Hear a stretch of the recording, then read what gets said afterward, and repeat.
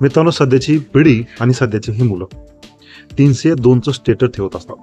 त्यांचा बर्थडे असला तर तलवारीने केक कापतात, हवेत बार उडवतात आणि एखादी गाडी आणल्याच्या नंतर ते त्यांचं सेलिब्रेशन करत असतात. परंतु त्यामुळे जे काही परिणाम होतात त्याची जाणीव त्यांना नसते. किंवा जेलमध्ये आमचं कोणी काही वाकडं करू शकत नाही, किंवा आम्ही तुरुंगात गेलो तर आम्ही तिथे देखील दोस्तीनं राहू असं ते म्हणत असतात. परंतु मित्रांनो, या पिढींना किंवा त्या मित्रांना किंवा त्या दोस्तांना तुम्ही सांगा, जेलचं आयुष्य काही सोपं नाही. पूर्वीच्या काळी जेलचं आयुष्य सोपं होतं देखील, कारण की त्या पिढींना किंवा त्या लोकांना या भौतिक वस्तूची किंवा भौतिक जीवनाची त्यांना जास्त आवड नव्हती.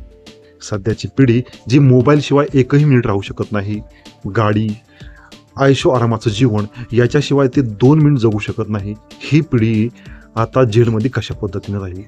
मित्रांनो, त्यांना जेलच्या जीवनाची कोणत्याही प्रकारची जाणीव नाही. जेलमधलं जीवन म्हणजे ह्या पृथ्वीवरचं नरक आहे. कुठल्याही पद्धतीचं स्वातंत्र्य तुम्हाला तिथे भेटणार नाही. मध्ये गेल्याच्या नंतर तुम्हाला सर्व कामे तुम्हाला स्वतःला करावी लागतील. तुमच्या जेवण बनवण्यापासून, तुमचे कपडे धुण्यापासून, तुमची जागा स्वच्छ करण्यापासून, अगदी संडास देखील तुम्हाला तिथे साफ करावं लागेल. मित्रांनो, जी आताची पिढी जे हातानं जेवण सुद्धा घेत नाही किंवा हातानं पाणी देखील घेत नाही, ती तिथं गेल्याच्या नंतर काय होणार? त्यानंतर मित्रांनो, तिथे तुम्हाला कुठलाही मोबाईल फोन वापरण्यास नसणार. तुम्ही तिथं कसल्याही पद्धतीचं कम्युनिकेशनचं साधन तिथे तुम्ही सोबत घेऊन जाणार नाही. 10x10च्या रूममध्ये तिथेच तुम्हाला झोपावं लागेल, तिथेच तुम्हाला बाथरूमला जावे लागेल आणि तिथेच तुम्हाला जेवण खाणं संपूर्ण गोष्टी कराव्या लागतील. मित्रांनो, किती वाजलेत हे देखील तुम्हाला तिथे समजणार नाही. जेलच्या जीवनामध्ये बरेच असे कैदी आहेत की सजा काटत असताना त्यांचा मरण पावले आहेत, त्यांचा मृत्यू तेथे झालेला आहे. मित्रांनो, भारतात तर जेलची परिस्थिती अशा पद्धतीची झाली आहे, ज्या ठिकाणी उदाहरण घेतलं तर तिहार जेलची क्षमता 5200 एवढे आहे, परंतु सध्या तिथे 16 ते 17,000 लोक सजा भोगत आहेत. म्हणजेच 40-50% म्हणण्यापेक्षा तिप्पट लोक त्या ठिकाणी सजा भोगत आहेत. म्हणजे जेलचं आयुष्य कशा पद्धतीचं असेल बघा.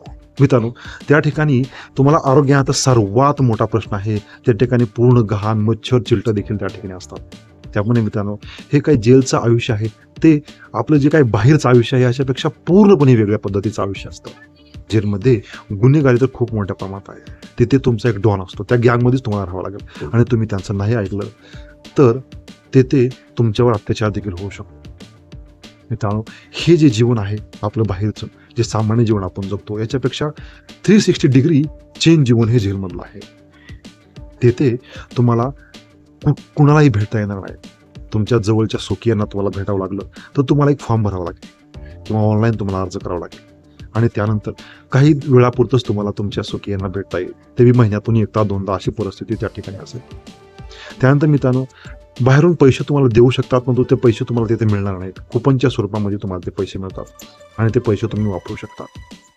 जेलमध्ये तेथील कैद्यांना कामं देखील आहेत, ते कामं करू शकता. बऱ्याच कंपनीचे कॉन्ट्रॅक्ट देखील जेलमध्ये दिले जातात आणि त्या कॉन्ट्रॅक्टवरती तुम्हाला तिथं काम करावं लागतं. त्या कामाचा अतिशय कमी मूल्य तुम्हाला त्या ठिकाणी मिळत असतं. ते मूल्य तुमच्या खात्यामध्ये जमा होतं आणि ज्यावेळेस तुमचं सजा संपते त्यावेळेस ते मूल्य किंवा ते पैसे जमले तुम्हाला तुमच्या खात्यामध्ये किंवा तुम्हाला ते दिले जातात.